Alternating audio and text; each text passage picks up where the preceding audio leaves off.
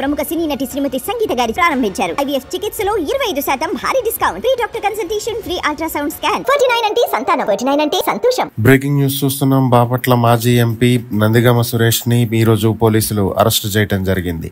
గతంలో వైఎస్ఆర్ కాంగ్రెస్ పార్టీ అధికారంలో ఉన్నటువంటి సమయంలో తెలుగుదేశం పార్టీ కేంద్ర కార్యాలయం మీద దాడికి పాల్పడ్డారు అనేటువంటి కేసులో వైసీపీ నేతలు పలువురి మీద కేసులు నమోదయ్యాయి. ముఖ్యంగా జోగి రమేష్, లేళ్ల అప్పిరెడ్డి, నందిగామ సురేష్, తలసేల రఘురాం వీళ్ళ మీద కేసులు నమోదవటం జరిగింది. అయితే వీరు ఏపీ హైకోర్టుని ముందస్తు బెయిల్ కోసం ఆశ్రయించడం జరిగింది.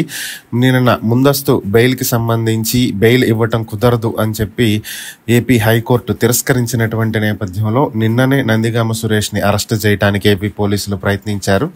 ఆయన ఇంటికి వెళ్ళినటువంటి సమయంలో ఆయన అక్కడ లేరని, ఆల్రెడీ అప్పటికే ఎక్కడికో వెళ్ళిపోయారని చెప్పి తెలిసింది. అయితే నిన్న రాత్రి ఆయన హైదరాబాద్లో ఉన్నారని తెలుసుకున్నటువంటి పోలీసులు హైదరాబాద్ వెళ్లి ఆయన్ను అరెస్టు చేయడం జరిగింది. ఈ రోజు ఉదయానికి ఆయన్ని ఏపీకి తరలించారు.